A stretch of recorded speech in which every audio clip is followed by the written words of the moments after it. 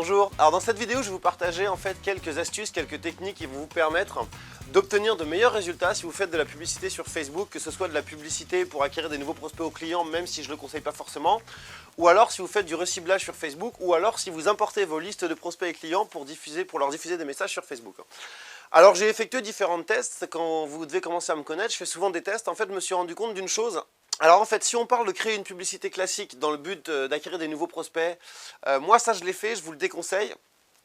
En fait, tout simplement, j'en ai déjà parlé dans une autre vidéo parce que ça coûte trop cher. C'est-à-dire que si vous choisissez conversion vers un site web, Facebook va vous suggérer des sommes juste astronomiques, c'est-à-dire au moins 10 € par conversion. Et si vous ne mettez pas ce tarif-là, en fait, votre campagne va avoir, en fait, elle va peu être diffusée tout simplement, donc vous allez avoir très peu de conversions, très peu de clics vers votre site web.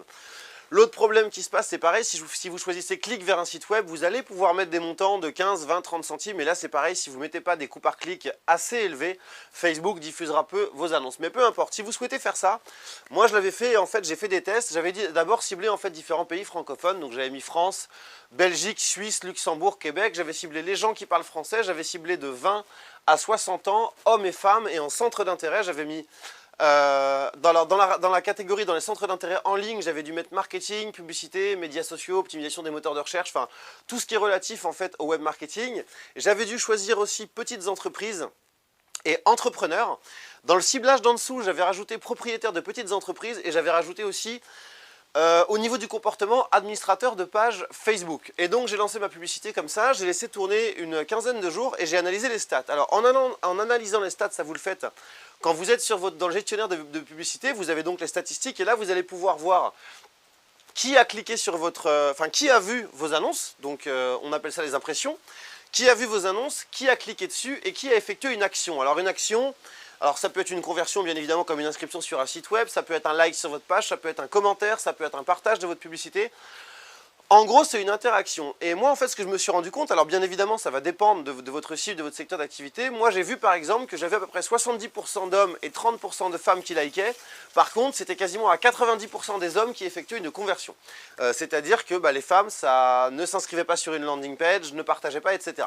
Donc déjà, j'ai noté ce point-là. Ensuite, je me suis rendu compte que les gens qui effectuaient une action étaient les gens qui se situaient entre 23 et 40 ans. Donc là déjà, ça montre que c'est pas la peine de diffuser mes pubs à des gens qui sont plus jeunes ou plus âgés parce qu'il n'y aura pas d'action effectuée et je me fous totalement de diffuser justement mes publicités si les gens n'effectuent pas d'action.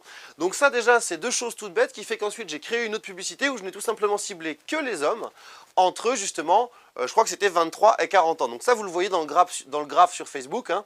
Facebook vous dit tout simplement que les gens qui ont effectué telle action se situent entre telle tranche d'âge.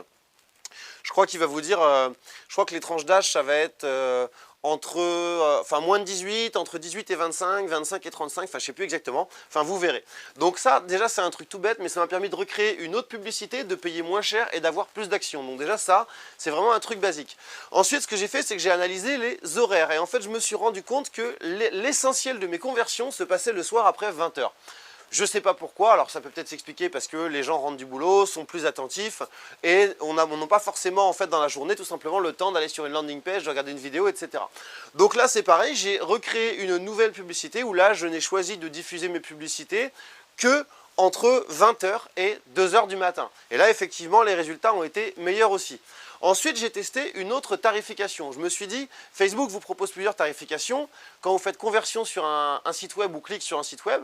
Et en fait, on se rend compte aussi qu'il y a la possibilité, par exemple, il y a une fonction qui vous permet d'afficher vos bannières au moins une fois à tous les gens qui sont dans votre cible. Donc quand Facebook vous annonce qu'il y a par exemple, je ne sais pas moi, 5000 personnes dans votre cible, vous avez une option qui permet d'afficher votre bannière au moins une fois à toute la cible. Alors forcément, ça coûte plus cher parce que vous êtes facturé aux impressions, mais si vous avez un peu de budget, ça peut valoir le coup parce que vous serez assez vite fixé justement sur la pertinence de votre annonce et voir comment elle convertit.